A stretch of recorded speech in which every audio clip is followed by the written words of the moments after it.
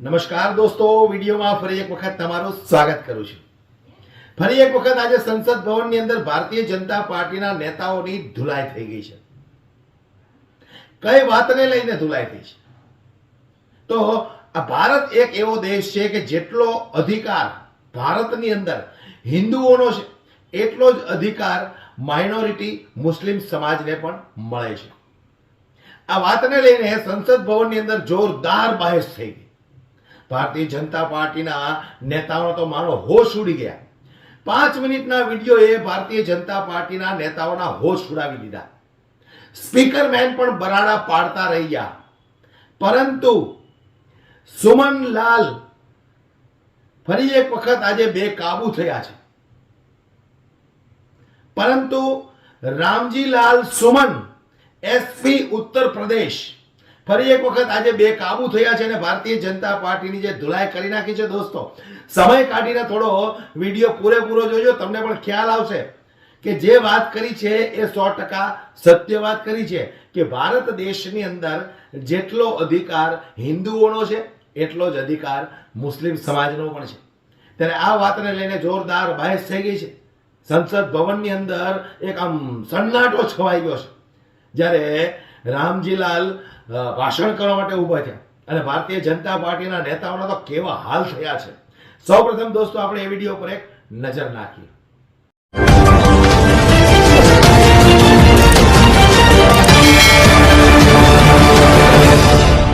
कौन है इसका ठेकेदार? हर बात में एक तो ये बीजेपी के लोगों का तकिया कलाम हो गया है। तो मुसलमान तो बाबर की औलाद है और तुम गद्दार राणा सांगा की औलाद हो। ये हिंदुस्तान में तय हो जाना चाहिए।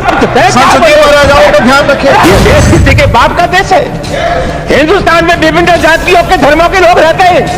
इस देश की मिट्टी पर जितना अधिकार हिंदू का है उससे कम अधिकार हिंदुस्तान के मुसलमान का है। माननीय श्री रामजीलाल सुमन, मैं समझता हूं देश का जो गृह मंत्रालय है उसका प्रमुख काम है देश की एकता को बनाए रखना, सामाजिक सद्भाव को बनाए रखना। ये पूरा देश एक घर है और हिंदुस्तान के प्रधानमंत्री और गृह मंत्री का ये दायित्व है कि हिंदुस्तान में विभिन्न जाति और धर्मों के लोग रहते हैं, यहां सभी धर्मों में सामंजस्य हो, एक धर्म के मानने वाले दूसरे धर्म की इज्जत करें। लेकिन पिछली बार देखने में आया है कि जानबूझ करके हमारे देश में सामाजिक सद्भाव को बिगाड़ने की कोशिश की जा रही है। उपसभापति जी, मैं नहीं जानता, अभी होली का त्योहार था और मैंने कहीं नहीं पढ़ा कि किसी मुसलमान ने यह कहा हो कि हम सद्भावना बिगाड़ना चाहते या होली के त्योहार में व्यवधान पैदा करना चाहते। लेकिन इसके बावजूद भी तमाम ऐसे बयान आए जिसके चलते समाज में दरार पैदा हुई, रिश्ते खराब हुए। सर, एक बिहार के विधायक है और एक उत्तर प्रदेश के विधायक है। इन दोनों लोगों ने यह कहा कि मुसलमान अपने घर में कैद हो जाए होली पर। उत्तर प्रदेश के एक मंत्री ने कहा कि जिनको रंगों से नफरत है वो हिंदुस्तान छोड़ रहे हैं। और सभापति महोदय, अलीगढ़ यूनिवर्सिटी में सभापति महोदय, पहले होली का त्योहार नहीं होता था, परमिशन नहीं मिली। अब जब वहां अनुमति नहीं मिली, बाद में अनुमति मिल गई थी, तो वहां के जनप्रतिनिधि ने कहा कि जो इसका विरोध करेगा उसको मुंह पर पहुंचा देंगे। सभापति जी, कानून का राज है, यह जंगल का राज है। इस प्रकार की जो भाषा बोली जाती है वो किसी भी कीमत पर इस देश की सेहत के लिए ठीक नहीं है। और मैं बहुत अफसोस के साथ ये कहना चाहूंगा कि बीजेपी की सरकार है, बीजेपी का कोई जिम्मेदार नेता या कोई मंत्री इस सब चीजों का प्रतिवाद नहीं करता। यह नहीं कहता कि इस प्रकार की जो भाषा बोलते हैं उनसे हमारा कोई संबंध नहीं है। तो क्या हम मान करके चले कि इस प्रकार के जो तत्व है उनको सरकारी संरक्षण प्राप्त है या इनको भाषा अच्छी आती है? सभापति महोदय, बार बार कहा जाता है और अभी कहा गया कि जो लोग होली में के त्योहार पर होली नहीं खेलना चाहते, और जैसा मैंने कहा जिनको रंग पसंद नहीं है वो हिंदुस्तान छोड़ दें।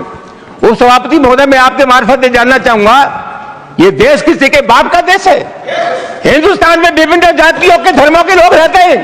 इस देश की मिट्टी पर जितना अधिकार हिंदू का है, उससे कम अधिकार हिंदुस्तान के मुसलमान का है। राष्ट्रीय आंदोलन में हिंदू, मुसलमान, सिख, ईसाई सब लोगों ने तिरंगे झंडे के नीचे एक कौम बनाई।